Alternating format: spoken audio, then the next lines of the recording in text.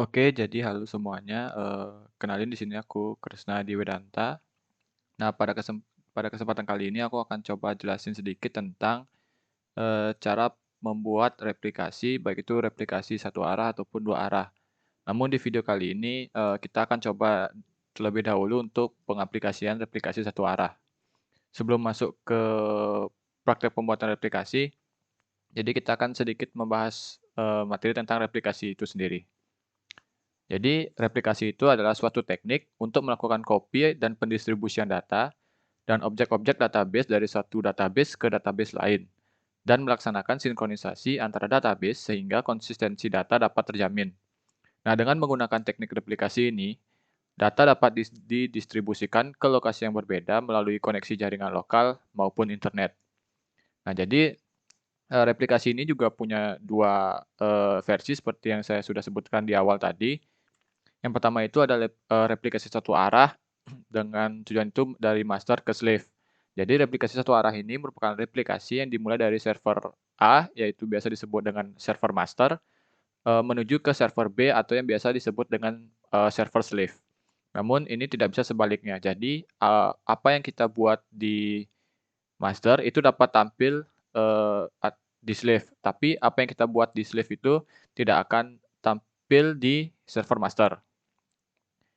Yang kemudian ada replikasi dua arah, yaitu master ke master. Nah, jadi replikasi dua arah ini merupakan replikasi yang dimulai dari server A, yang biasa disebut dengan server master, menuju ke server B, yang ini juga berlaku sebagai master. Dan ini bisa sebaliknya. Jadi, maksudnya adalah jika server A ini melakukan penambahan data ataupun penghapusan data di database tersebut, ini akan tampil di server master yang B.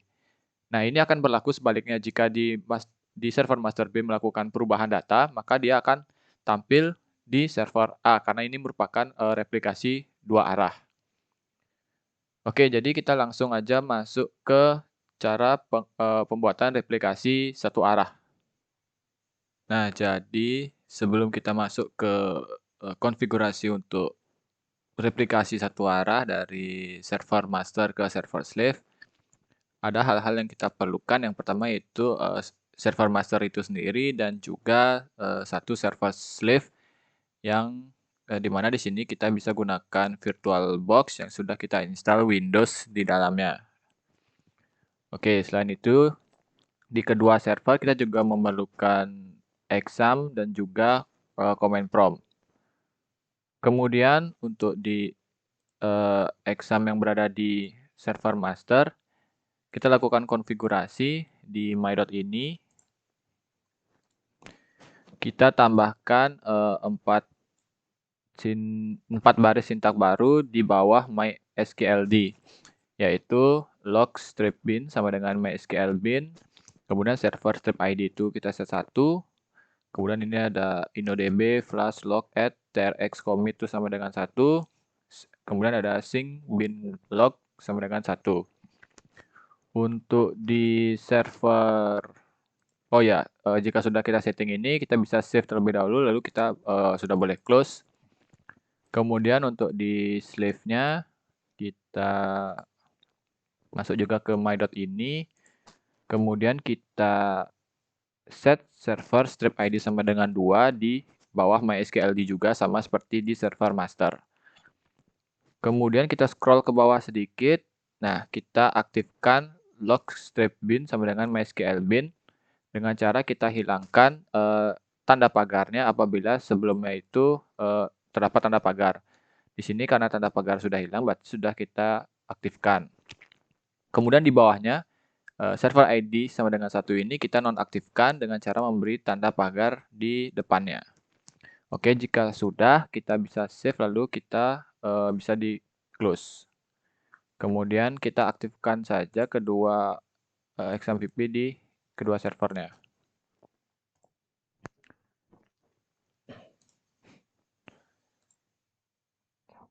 Sekarang kita buka command prompt.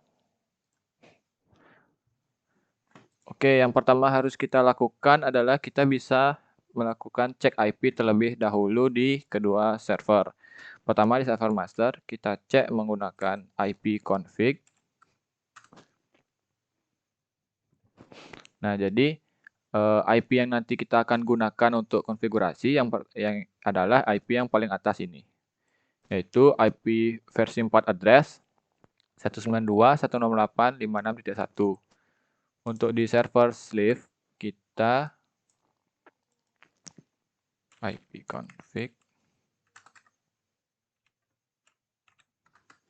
Nah, IP-nya itu yang akan kita gunakan sama IP versi 4 address, yaitu 192.168.56.38. Oke, jika sudah, jadi sekarang kita setting di bagian server master. Yang pertama kita akan masuk ke MySQL-nya. Caranya itu kita masuk ke XAMPP MySQL bin.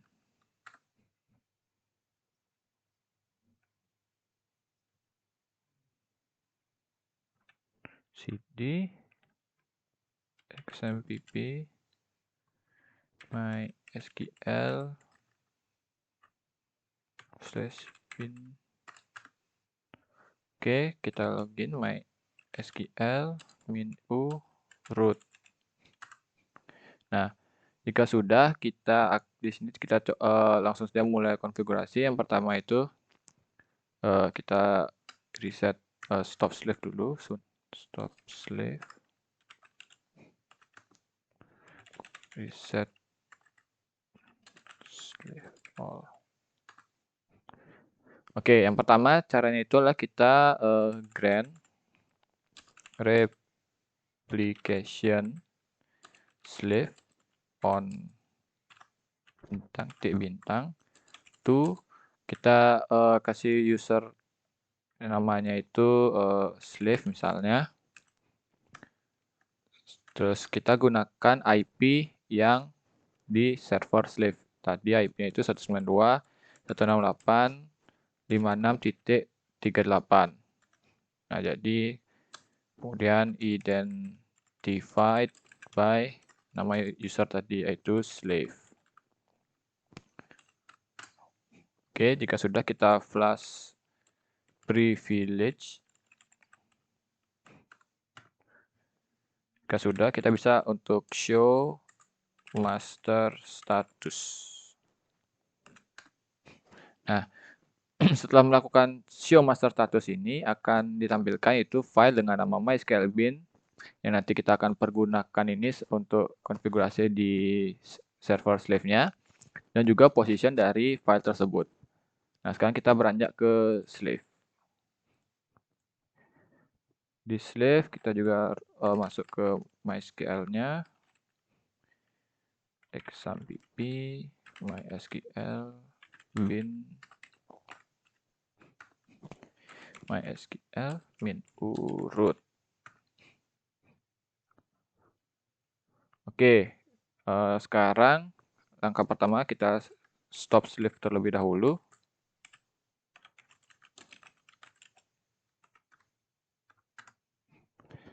Kemudian kita lakukan konfigurasi dengan cara change master to master host.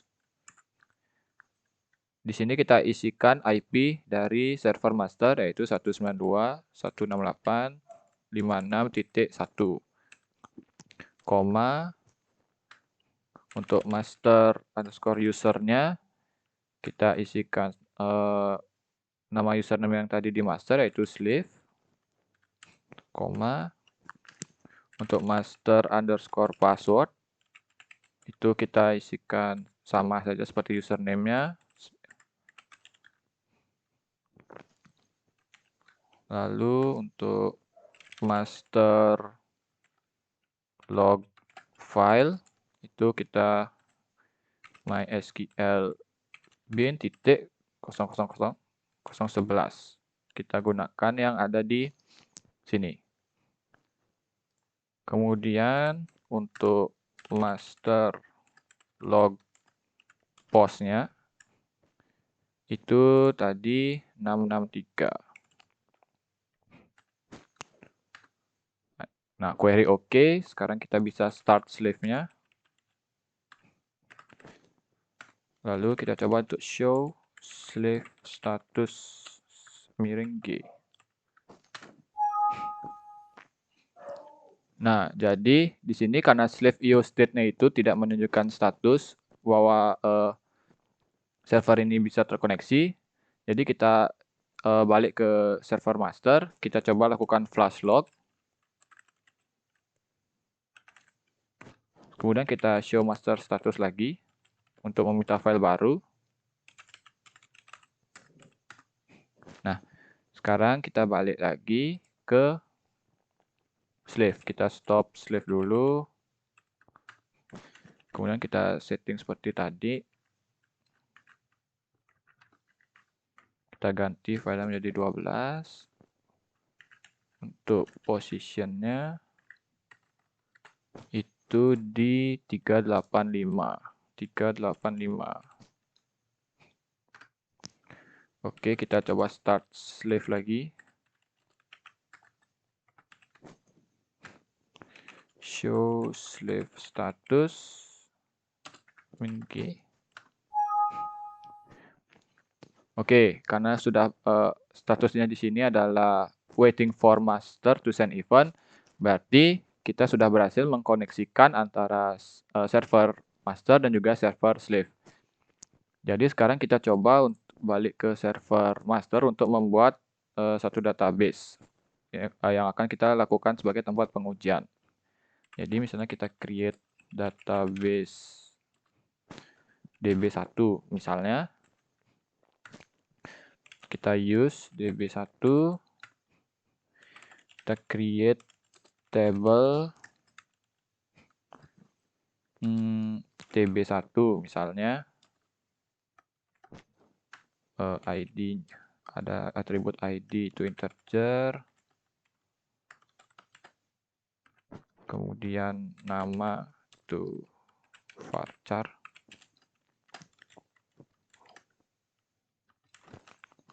Kita execute. Oke, sekarang kita show tables. Di server master kita sudah membuat satu tabel dengan nama tb1. Sekarang kita coba insert data ke dalam tb1 ini. Jadi insert into tb1 values. Ini ID-nya 1. Nama misalnya Kresna. Oke, sudah berhasil. Kita coba cek apakah datanya masuk. Saya bintang from tb1. Oke, masuk. Nah, sekarang kita akan masuk ke server slave-nya. Kita cek di sini show databases. Nah, DB1 tadi yang kita buat di master ada di sini. Sekarang kita coba use. Nah, sekarang kita akan coba untuk insert data. Jadi insert into DB1 values. Sini 2. Sini namanya Wedanta. Query oke. Sekarang kita coba select di sini.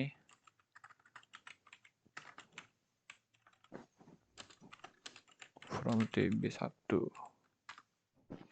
Nah, di server slave itu datanya berhasil masuk. Sekarang kita coba kembali ke server master, apakah datanya itu masuk atau tidak.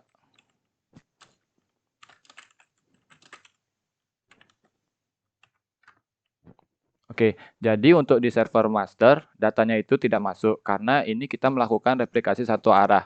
Jadi, apa yang kita lakukan di master itu akan tampak di server slave. Namun jika sebaliknya, seperti tadi kita mencoba untuk menginsert data di server slave, itu data yang masuk hanya terlihat di server slave saja. Namun untuk di server master, data tersebut tidak akan terlihat di server master. Nah, jadi mungkin sekian untuk tutorial singkat saya tentang konfigurasi replikasi satu arah. Next kita akan coba untuk konfigurasi replikasi dua arah, dari server master ke server master. Mungkin sekian, mohon maaf jika ada kekurangan selama tutorial ini berlangsung. Saya ucapkan terima kasih.